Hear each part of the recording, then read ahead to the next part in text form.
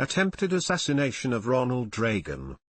On March 30, 1981, President of the United States Ronald Reagan was shot and wounded by John Hinckley Jr. in Washington, D.C., as he was returning to his limousine after a speaking engagement at the Washington Hilton. Hinckley believed the attack would impress actress Jodie Foster, with whom he had developed an erotomanic obsession after viewing her in the 1976 film Taxi Driver. Reagan was seriously wounded by a revolver bullet that ricocheted off the side of the presidential limousine and hit him in the left underarm, breaking a rib, puncturing a lung, and causing serious internal bleeding. He was close to death upon arrival at George Washington University Hospital but was stabilized in the emergency room. He then underwent emergency exploratory surgery. He recovered and was released from the hospital on April 11. No formal invocation of Sections 3 or 4 of the Constitution's 25th Amendment, concerning the Vice President assuming the President's powers and duties, took place, though Secretary of State Alexander Haig stated that he was in control here at the White House until Vice President George H.W. Bush returned to Washington from Fort Worth, Texas.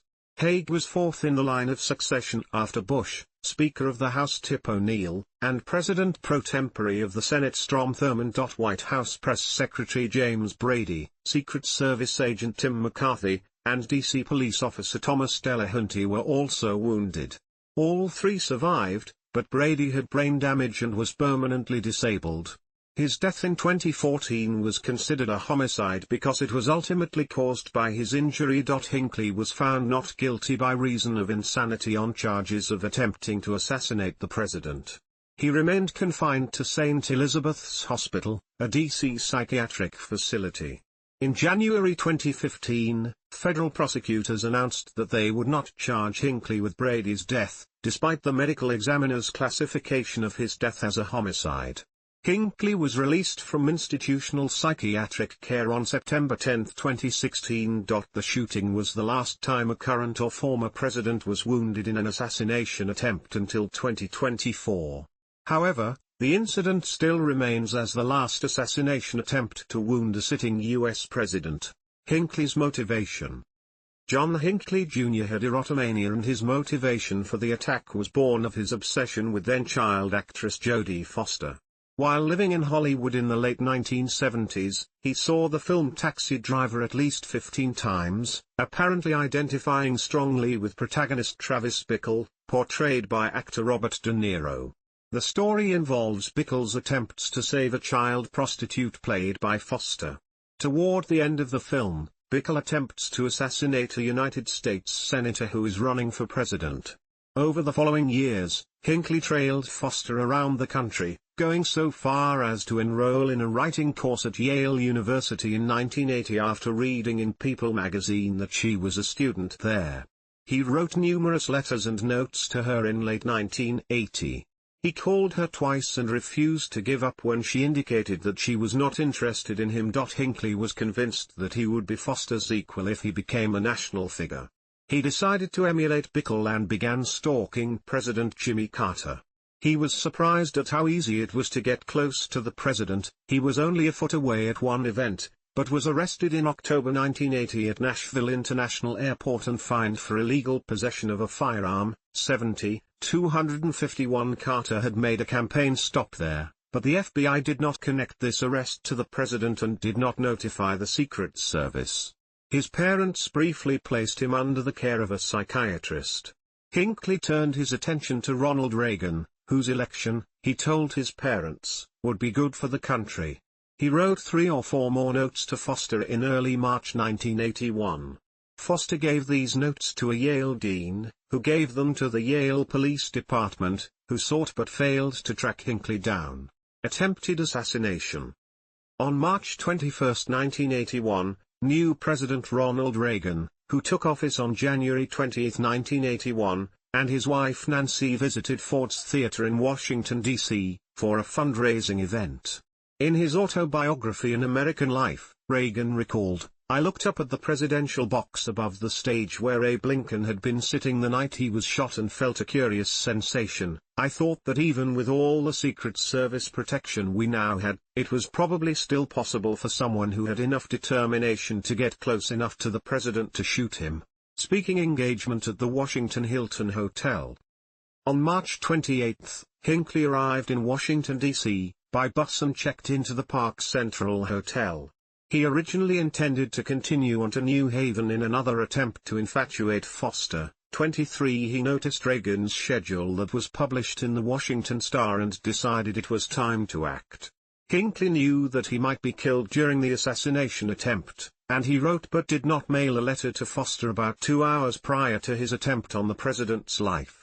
In the letter, he said that he hoped to impress her with the magnitude of his action and that he would abandon the idea of getting Reagan in a second if I could only win your heart and live out the rest of my life with you. 58. On March 30, Reagan delivered a luncheon address to AFL-CIO representatives at the Washington Hilton. The Secret Service was very familiar with the hotel, having inspected it more than 100 times for presidential visits since the early 1970s. The Hilton was considered the safest venue in Washington because of its secure, enclosed passageway called President's Walk, built after the 1963 assassination of John F. Kennedy. Reagan entered the building through the passageway at about 1:45 p.m., waving to a crowd of news media and citizens. The Secret Service had required him to wear a bulletproof vest for some events, but Reagan was not wearing one for the speech, because his only public exposure would be the 30 feet, 9 meters, between the hotel and his limousine, and the agency did not require vests for agents that day. No one saw Hinckley behaving in an unusual way. Witnesses who reported him as fidgety and agitated apparently confused Hinckley with another person that the Secret Service had been monitoring. Shooting. At 2:27 p.m., 82 Reagan exited the hotel through President's Walk on Florida Avenue, where reporters waited. He left the T Street Northwest exit toward his waiting limousine as Hinckley waited within the crowd of admirers. The Secret Service had extensively screened those attending the president's speech, but greatly erred by allowing an unscreened group to stand within 15 feet, 4.5 meters, of him, behind the rope line. 80-81, 225. The agency uses multiple layers of protection. Local police in the outer layer briefly check people, Secret Service agents in the middle layer check for weapons, and more agents form the inner layer immediately around the president. Hinckley had penetrated the first 2 layers. As several hundred people applauded Reagan, the president unexpectedly passed right in front of Hinckley. Reporters standing behind a rope barricade 20 feet, 6 meters, away asked questions.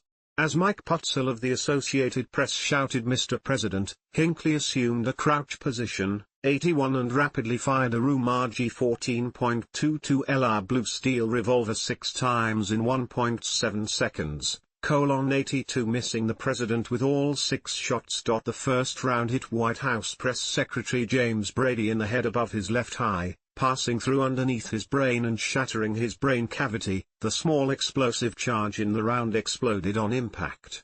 District of Columbia Police Officer Thomas Delahanty recognized the sound as a gunshot and turned his head sharply to the left to identify the shooter. 82. As he did so, he was struck in the back of his neck by the second shot, the bullet ricocheting off his spine. Delahanty fell on top of Brady, screaming, "I am hit."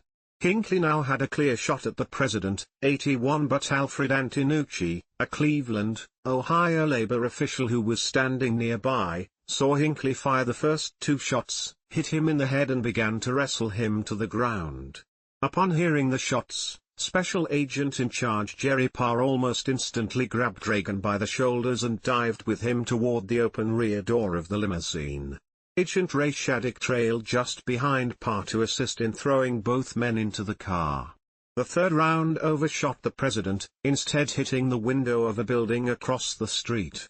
Parr's actions likely saved Reagan from being hit in the head. 224. As Parr pushed Reagan into the limousine, Secret Service agent Tim McCarthy snapped his attention toward the sound of the gunfire, pivoted to his right, and placed himself in the line of fire. McCarthy spread his arms and legs, taking a wide stance directly in front of Reagan and Parr to make himself a target. McCarthy was struck in the lower abdomen by the fourth round, the bullet traversing his right lung, diaphragm and right lobe of the liver. The fifth round hit the bullet-resistant glass of the window on the open rear door of the limousine as Reagan and Parr were passing behind it. The sixth and final bullet ricocheted off the armored side of the limousine, passed between the space of the open rear door and vehicle frame and hit the president in the left underarm. The round grazed a rib and lodged in his lung, causing it to partially collapse before stopping less than an inch, 25 millimeters, from his heart. Within moments of the first shots, Secret Service agent Dennis McCarthy, not a familial relation of Agent Tim McCarthy, dove across the sidewalk and landed directly on Hinckley as others pushed Hinckley to the ground. 84 Another Cleveland area labor official, Frank J. McNamara, joined Antenucci and started punching Hinckley in the head, striking him so hard that he drew blood. Dennis McCarthy later reported that he had to strike two citizens to force them to release Hinckley. Secret Service agent Robert Wanko deployed an Uzi submachine gun concealed in a briefcase to cover the president's evacuation and to deter a potential group attack. The day after the shooting, Hinckley's gun was given to the ATF, which traced its origin. In just 16 minutes, agents found that the gun had been purchased at Rocky's pawn shop in Dallas, Texas on October 13, 1980.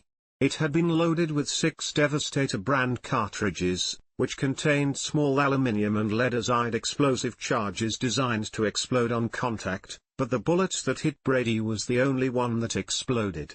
On April 2, after learning that the others could explode at any time, volunteer doctors wearing bulletproof vests removed the bullet from Delahanty's neck. 223. George Washington University Hospital.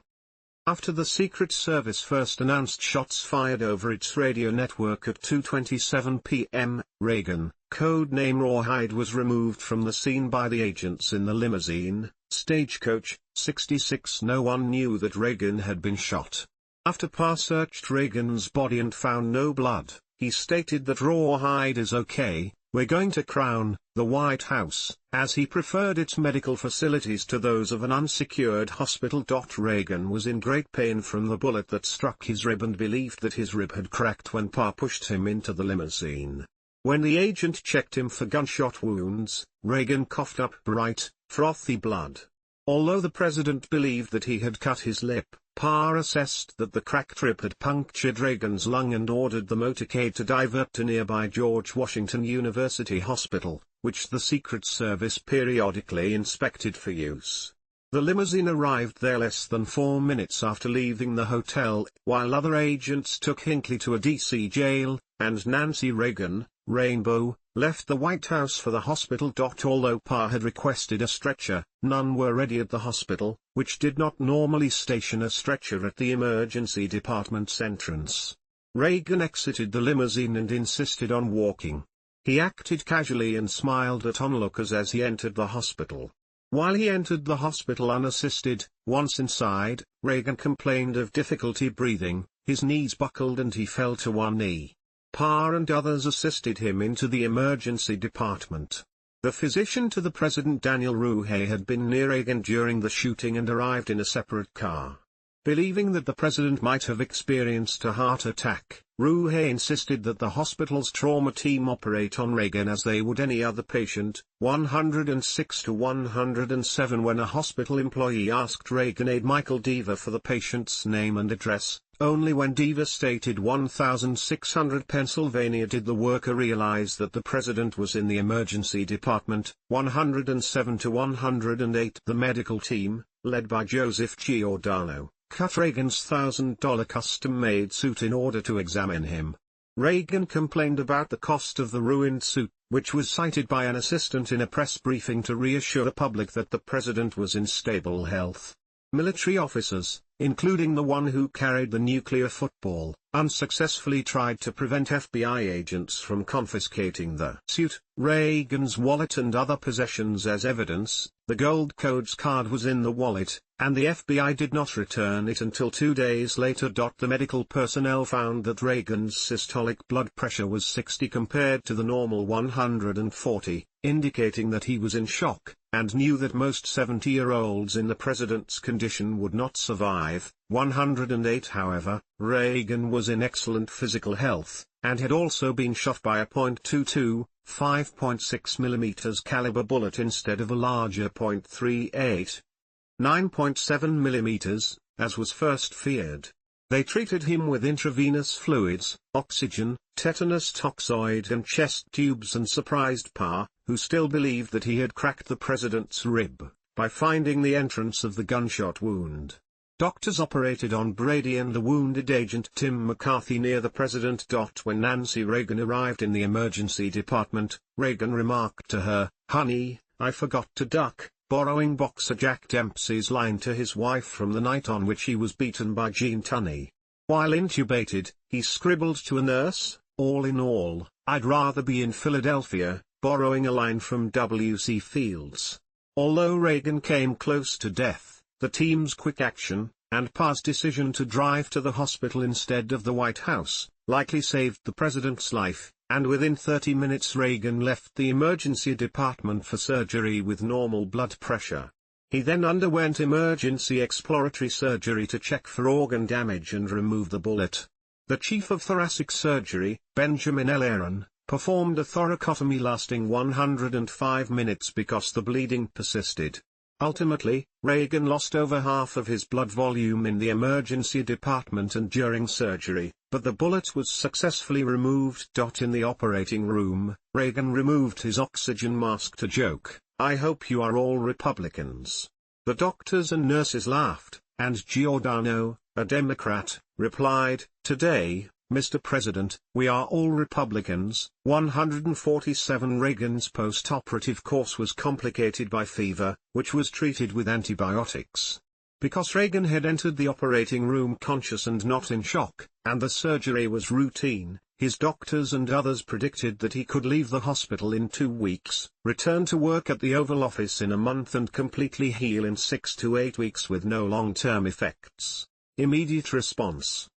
National Security Advisor Richard Allen would traditionally be responsible for crisis management for the executive branch, but Secretary of State Alexander Haig wanted the role. 6 days before the shooting, Vice President George H.W. Bush received the assignment instead. Allen and the National Security Council would assist him. Reagan persuaded and upset Haig not to resign. The secretary reportedly pounded the table in frustration and anger. When news of the assassination attempt reached the White House, Haig was there.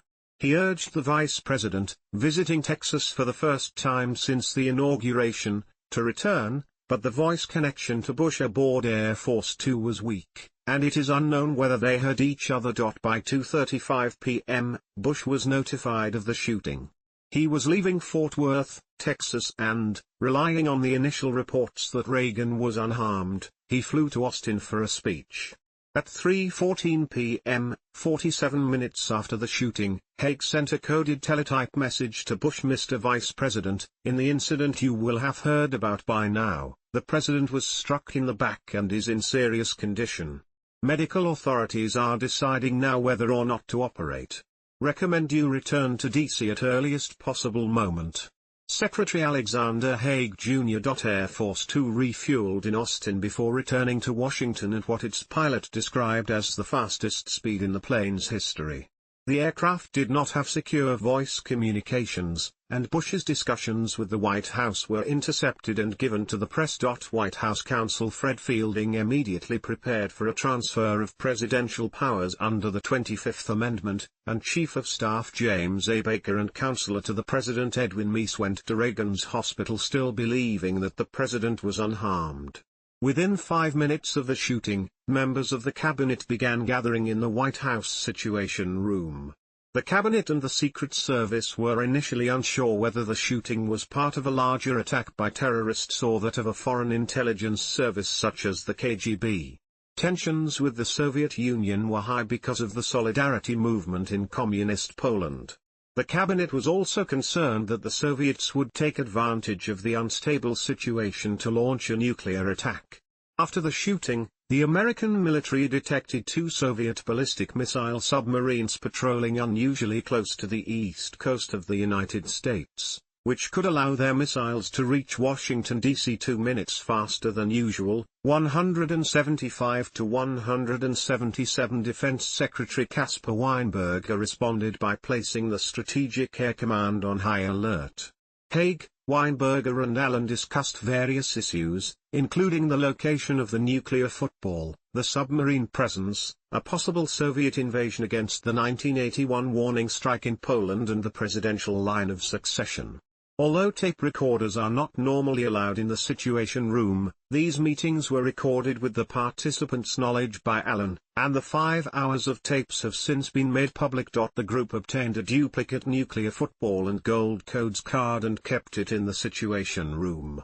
Reagan's football was still with the officer at the hospital, and Bush also had a card and football. 155. The participants discussed whether to raise the military's alert status and the importance of doing so without changing the DEFCON level. They eventually determined that the number of Soviet submarines was normal. A pair of Soviet submarines was assuming the patrol area from another pair, a relief operation that routinely occurred at the end of a month. However, one of the 4 submarines was patrolling unusually close to the coast. In consideration of the ongoing tensions over Poland, Weinberger ordered the Strategic Air Command be placed on alert, but he did not reveal the alert status to the public. Upon learning that Reagan was in surgery, Haig declared, "The helm is right here. And that means right in this chair for now, constitutionally, until the Vice President gets here." However, Haig was incorrect. As the sitting Secretary of State, he was 4th behind Vice President Bush, Speaker of the House Tip O'Neill, and President pro tempore of the Senate Strom Thurmond in the line of succession, and, under 3 U.S.C. Section 19, O'Neill and Thurmond would have to resign their positions to become acting president. Although others in the room knew that Haig's statement was constitutionally incorrect, they did not object at the time to avoid a confrontation. Allen later said that although Haig incessantly drummed on some variant of "I am in charge, I am senior," he and Fielding didn't give a rat's ass as Bush would be in charge when he arrived. At the same time, a press conference was underway in the White House briefing room. CBS reporter Leslie Stahl asked Deputy Press Secretary Larry Speakes who was running the government, to which Speakes responded, "I cannot answer that question at this time." Upon hearing Speakes's remark, Haig wrote and passed a note to Speakes, ordering him to leave the dais immediately. 171 to 173 moments later, Haig himself entered the briefing room, where he made the following controversial statement: "Constitutionally, gentlemen, you have the President, the Vice President and the Secretary of State, in that order, and should the President decide he wants to transfer the helm to the Vice President, he will do so. As of now, I am in control here, in the White House, pending the return of the Vice President and in close touch with him. If something came up, I would check with him, of course." Despite his familiarity with the briefing room from serving as Richard Nixon's chief of staff, Stahl described Haig as visibly shaken, and the Associated Press wrote that his voice continually choked up and quavered with emotion, and his arms trembled. Those in the Situation Room reportedly laughed when they heard him say "I am in control here," and Allen later said, "I was astounded that he would say something so eminently stupid." Haig later said, "I wasn't talking about transition. I was talking about the executive branch, who is running the government. That was the question asked. It was not who is in line should the president die." Although Haig stated in the briefing room that there are absolutely no alert measures that are necessary at this time or contemplated, while he was speaking Weinberger raised the military's alert level. After Haig returned to the Situation Room, he objected to Weinberger doing so as it made him appear a liar, although as Deputy Commander-in-Chief, only Reagan outranked Weinberger in the National Command Authority. Weinberger and others accused Haig of exceeding his authority with his "I am in control" statement, while Haig defended himself by advising the others to read the Constitution, saying that his comments did not involve succession and that he knew the pecking order. Aboard Air Force 2, Bush watched Haig's press briefing. Meese told him that Reagan was stable after surgery to remove the bullet.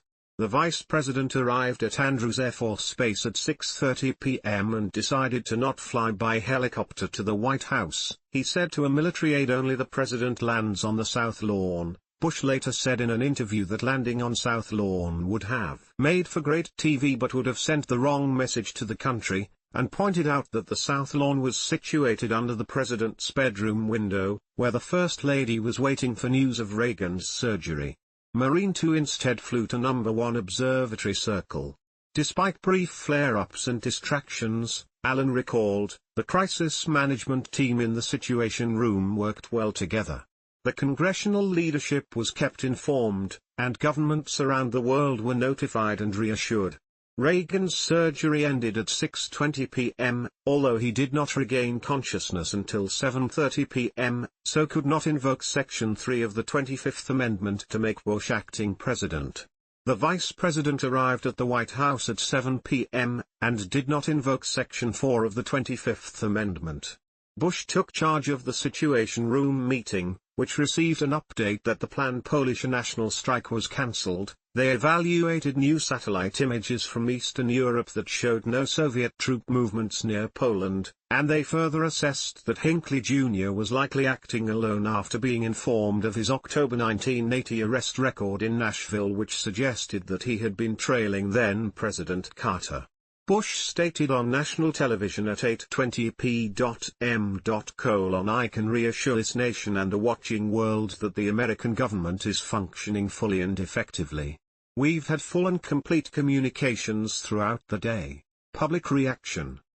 The assassination attempt was captured on ENG videotape by several cameras, including those belonging to the big three television networks. ABC began airing footage at 2:42 p.m. All three networks erroneously reported that Brady had died. When ABC News anchorman Frank Reynolds, a friend of Brady, was later forced to retract the report, he angrily said on air to his staff, "Come on, let's get it nailed down," as a result of the miscommunication.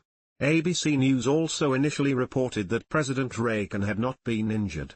A network erroneously reported that he was undergoing open-heart surgery, 133, 185. While CNN did not have a camera of its own at the shooting, it was able to use NBC's spool feed, and by staying on the story for 48 hours, the network, less than a year old, built a reputation for thoroughness. Shocked Americans gathered around television sets in homes and shopping centers.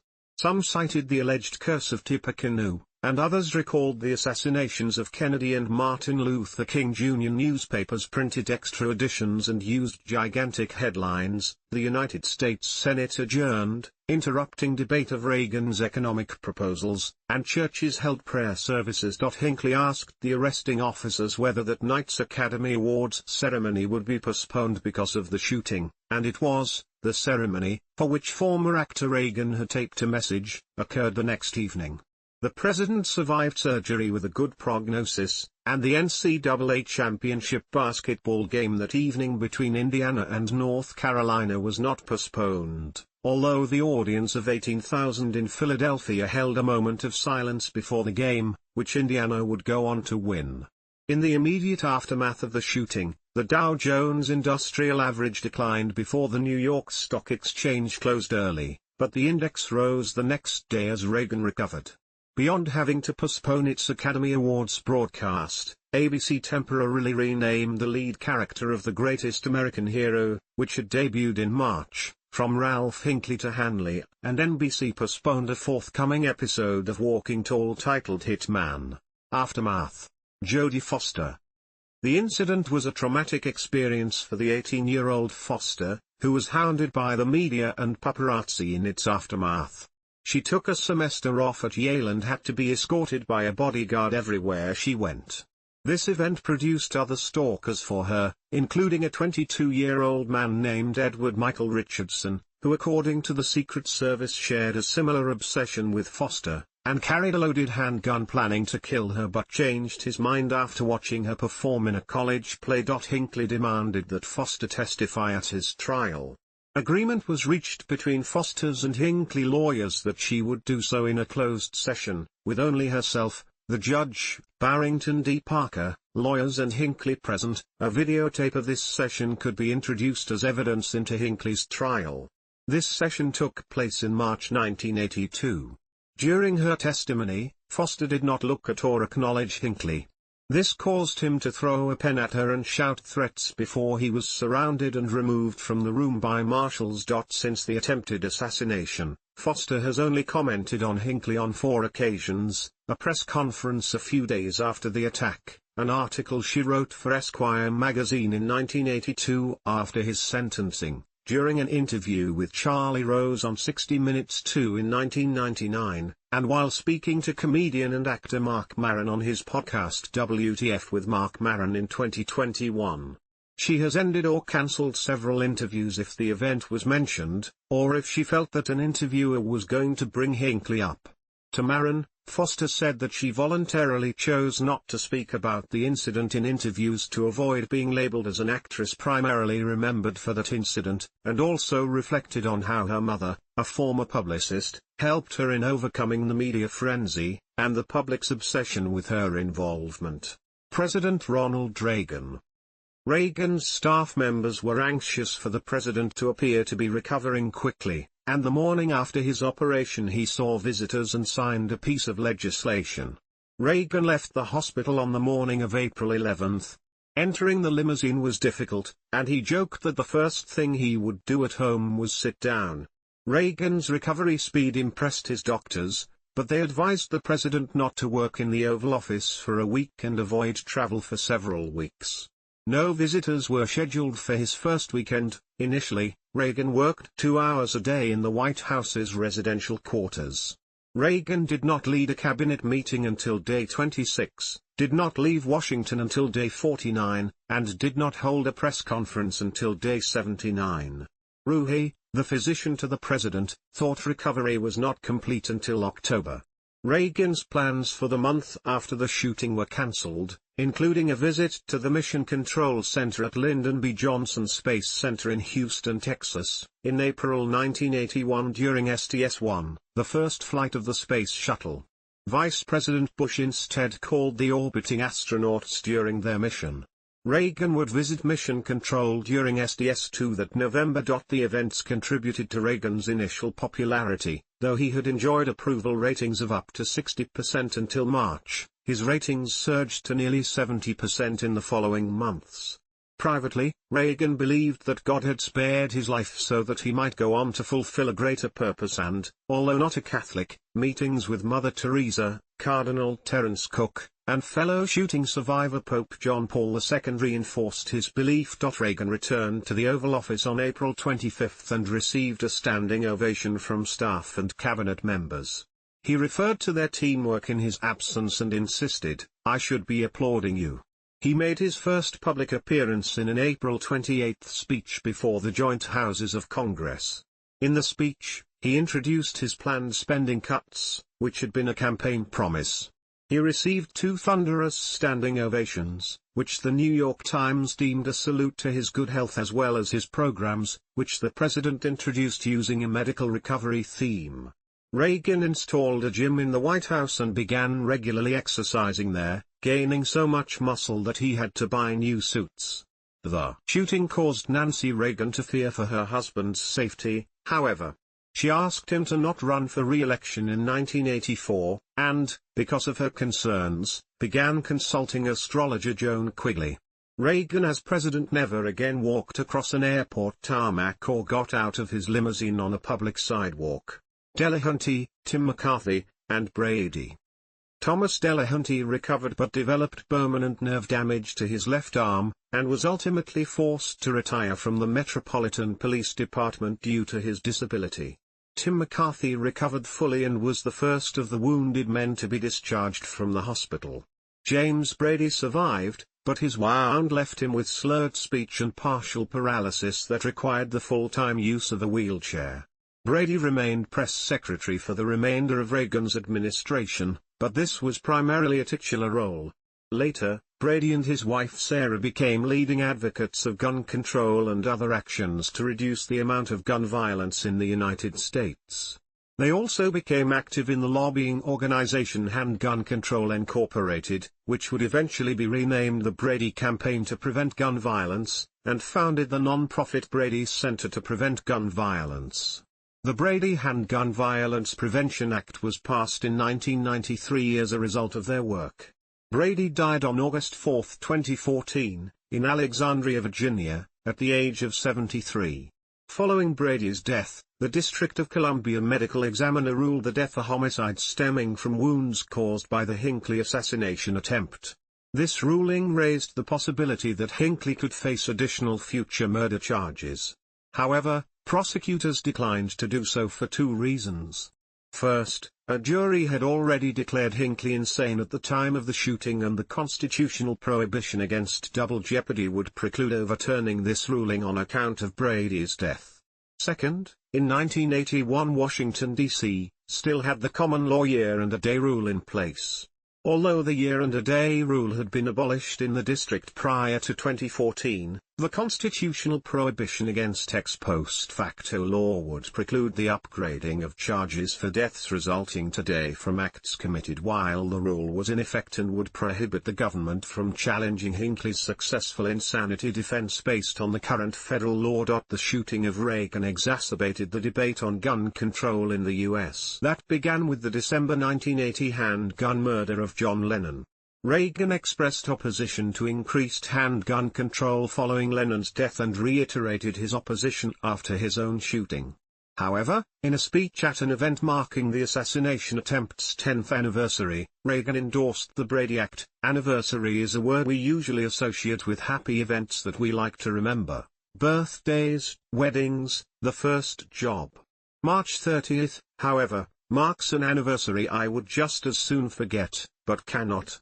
4 lives were changed forever, and all by a Saturday Night Special, a cheaply made .22 caliber pistol, purchased in a Dallas pawn shop by a young man with a history of mental disturbance. This nightmare might never have happened if legislation that is before Congress now, the Brady Bill, had been law back in 1981. If the passage of the Brady Bill were to result in a reduction of only 10 or 15% of those numbers, and it could be a good deal greater, it would be well worth making it the law of the land. And there would be a lot fewer families facing anniversaries such as the Bradys, Delahantys, McCarthys and Reagans face every March 30. In 1994, Reagan made numerous appeals to support the federal assault weapons ban in the House of Representatives. At least 2 representatives, Republican Scott L. Klug and Democrat Richard Sweat, credit Reagan's efforts for their decision to vote for the bill, which eventually passed by a 216 to 214 margin. Parr. After the assassination attempt, Jerry Parr was hailed as a hero. He received congressional commendations for his actions, and was named one of 4 top cops in the U.S. by Parade magazine. He later wrote about the assassination attempt in his autobiography, calling it both the best and the worst day of his life. Parr came to believe that God had directed his life so that he could one day save the president's life, and became a pastor after retiring from the Secret Service in 1985. 224 He died of congestive heart failure at a hospice in Washington, D.C., on October 9, 2015, aged 85. Antenucci and McNamara. Antenucci and McNamara both became ill following the assassination attempt. McNamara died on September 18, 1981, 6 months after the attempted assassination at the age of 62. Antenucci died on May 9, 1984, aged 71. John Hinckley. Hinckley was found not guilty by reason of insanity on June 21, 1982. The defense psychiatric reports had found him to be insane while the prosecution reports declared him legally sane. Following his lawyer's advice, he declined to take the stand in his own defense. Hinckley was confined at St. Elizabeth's Hospital in Washington, D.C., full-time until 2006, at which point he began a program of spending gradually more time at his mother's home.